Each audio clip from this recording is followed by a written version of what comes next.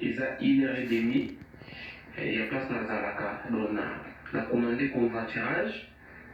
et convoiturage ebisinga tokutana na métro interne ndenge ezalaka nga mpe na mongo nake na métro wana convoiturage ezwi ngai tokomokenda ebisingano il faut na récupérer mpe 2 personnes na nzela nayebisi ok ya pas de souci mpo nga nalinga nanga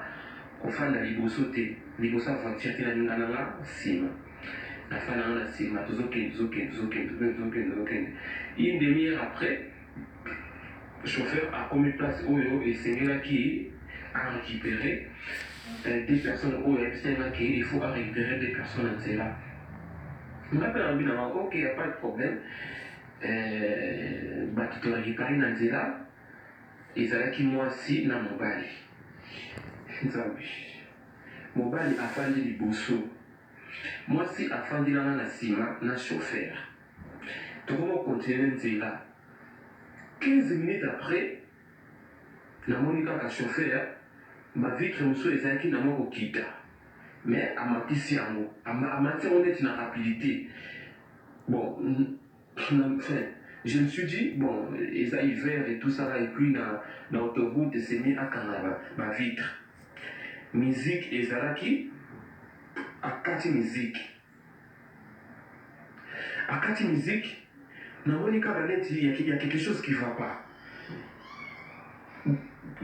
garçon oyo afandi liboso batalani na mwasi na ye ensuite atalani so na chauffeur aseki place nazalaki nasubi na bilamba chauffeur azwi téléphone abengi naye mpe soki abengai nani je sais pas akomoloka na téléphone non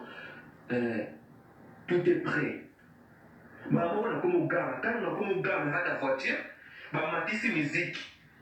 bamatisi miziki mbala moko garçon afandi ya liboso abimisi munduki garçon afandi ya liboso abimisi munduki somo ya munduki wana ayebisi ngai soki na gangi bakoboma ngai epui bakoboma nzoto na ngai mutu moko aoyeba te place nazali mbala moko mpe mwasi na ye na nsima mpe abimisi mbele ayebisi ngai soki omi kokanga tozomassacre yo na kati ya voiture donnez tout ce que vous avez sur vous nga bino aza na mbongo te tout ce que j'avais sur moi ezalaki 350 € en espèce na bapièce et puis na carte bancaire na nga nazalaki na mbongo te donc 40 € oyo nazalaki nango na carte bancaire yango nde nakomandaki nani nafutelaki nani convoiturage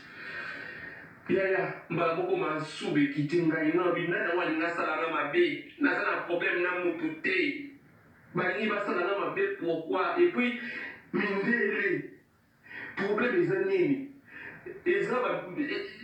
bajeune na bango balingaka koescroke mutu bakanisaki ndenge na lati ke naza na mbongo mbala moko mobali abalusi elongi azwi mbeli o mwasi nde aza